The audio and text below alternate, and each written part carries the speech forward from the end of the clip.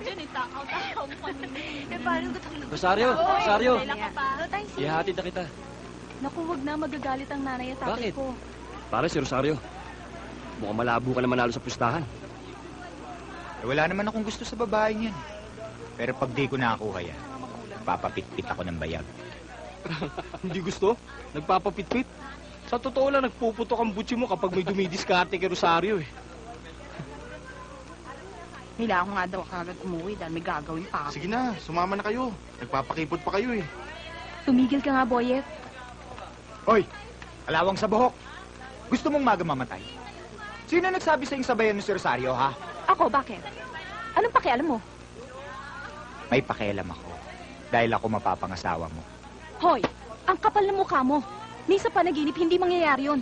Dahil hindi ako pumapatol sa walang kwentang tao. Walang modo. Teka! Galang mo naman si Rosario! Ay, ikaw magalang.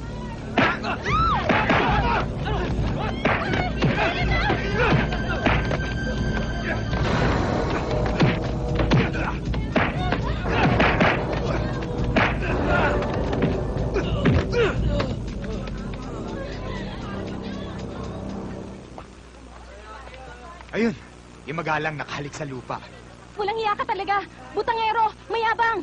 Nung magkalat ng kayabangan ng Diyos sa mundo, sinagap mo lahat. Kasalanan mo yan. Na magkalat ng ganda rito sa mundo, sinagap mo rin lahat.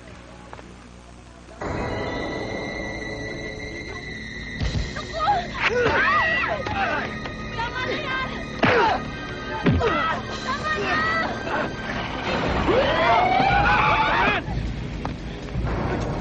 Halika! Ito na naman! Sir, bakit to? Sige! Ikulong nyo na yan!